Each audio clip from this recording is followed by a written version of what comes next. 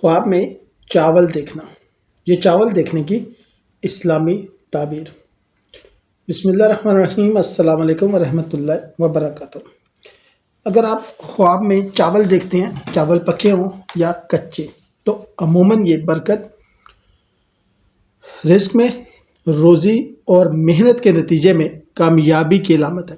امام ابن سیرین فرماتے ہیں، چاول دیکھنا یا کھانا رزق حلال، برکت اور محنت سے حاصل ہونے والی دولت کی نشانی ہے۔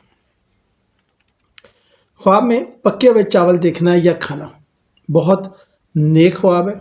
اس کا مطلب ہے کہ اللہ تعالیٰ آپ کے لیے آسان رزق اور سکون کے دروازے کھولنے والا ہے۔ اگر چاول میٹھے یا خوشبودار ہوں تو یہ خوشی اور نعمت کی نشانی ہے۔ اگر چاول کسی کے ساتھ مل کر کھا رہے ہیں تو یہ محبت، میل جول اور گھر میں اتفاق کی علامت ہے۔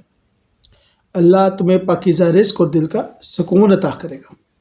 اگر چاول کچے یا گندے ہوں تو اشارہ ہے کہ آپ کو محنت یا صبر سے اپنا رزق حاصل کرنا ہوگا۔ کبھی کبھی یہ فکر یا وقتی پریشانی کی علامت بھی ہوتا ہے، مگر آخر کار نتیجہ خیر اور برکت میں ہی نکلے گا۔